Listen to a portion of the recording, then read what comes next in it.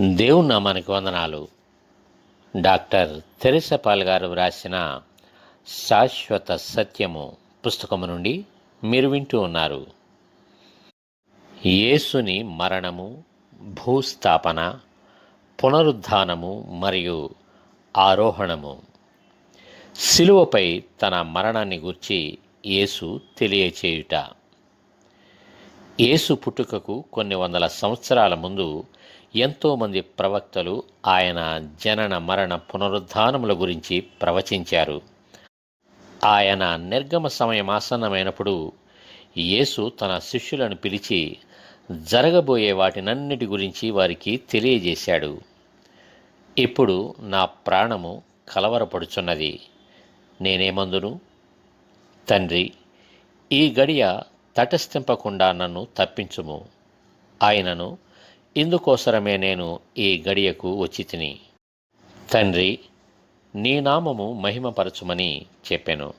యేసు అంతటా నేను దానిని మహిమపరచి తిని, మరలా మహిమపరచును అని ఒక శబ్దము ఆకాశము నుండి వచ్చెను. కాబట్టి అక్కడ నిలుచుండి వినిన జనసమూహము ఉరిమెను అనిరి.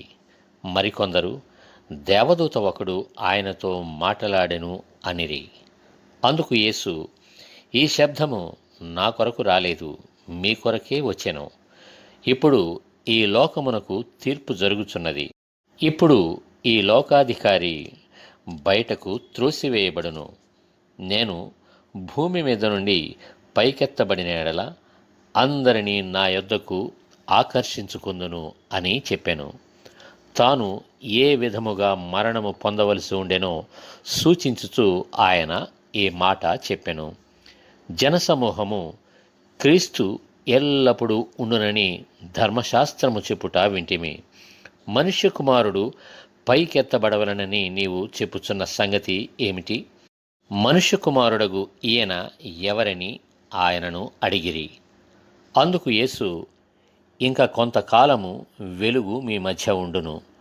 చీకటి మిమ్మును కమ్ముకొనకుండునట్లు మీకు వెలుగు ఉండగానే నడువుడి. చీకటిలో నడుచువారు తాను ఎక్కడికి పోవుచున్నాడో ఎరుగడు. మీరు వెలుగు సంబంధులగునట్లు మీకు వెలుగుండగానే వెలుగునందు విశ్వాసముంచుడని వారితో చెప్పెను. యేసు ప్రభు వీటిని చెప్పి వారికి కనబడకుండా వెళ్ళిపోయాడు. యోహాను 12వ అధ్యాయం.